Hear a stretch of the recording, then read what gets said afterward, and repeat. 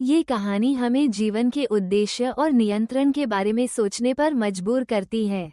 एक बार pope America यात्रा पर गए थे।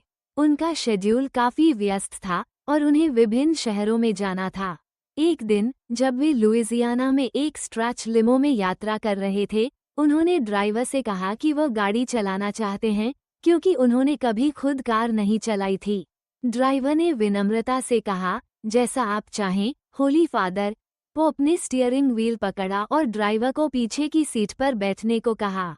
फिर पोप ने गाड़ी को तेजी से दौड़ाना शुरू किया और बिना यह महसूस किए कि वे कितनी तेजी से जा रहे हैं, वे 90 से 100 मील प्रति घंटे की रफ्तार तक पहुंच गए। इस दौरान लुइजियाना की पुलिस, जो स्पीडिंग उल्लंघन के मामले में काफी सख्त थी, हरकत में आ गई। एक पुलिस अधिकारी ने फ्लैशिंग लाइट्स देखीं और तेज रफ्तार लिमो को रुकने के लिए कह दिया। जब वो पुलिस वाला गाड़ी के पास पहुंचा तो उसने देखा कि पोप स्वयं गाड़ी चला रहे थे। उसने फिर देखा कि ड्राइवर की सीट पर कोई और नहीं था। वो तुरंत अपनी कार में गया, पुलिस चीफ से बात करने के लिए रेडियो निकाला और कहा, कैप्टन, मुझे एक बड़ी मछली मिली है। चीफ ने पूछा, वो कौन है? बॉनी और क्लाइडर?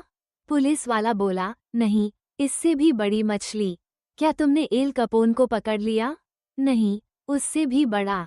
तो क्या तुमने अमेरिका के राष्ट्रपति को पकड़ लिया है?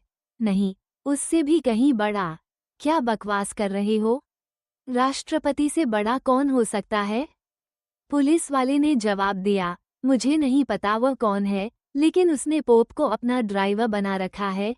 ये कहानी यह बताती है कि ज्यादातर लोग यह नहीं समझते कि उनके जीवन की दिशा और गति को कौन नियंत्रित कर रहा है।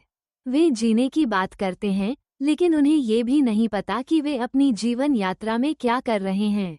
अधिकांश लोग जीवन के तेज रफ्तार इंजन के बारे में कोई सच्ची समझ नहीं रखते। वे यह नहीं जानते कि इस इंजन की शक्ति कहाँ से आती है, उसकी दिशा कैसे नियंत्रित की जाती है, और सबसे महत्वपूर्ण बात, उनका ड्राइवर कौन है।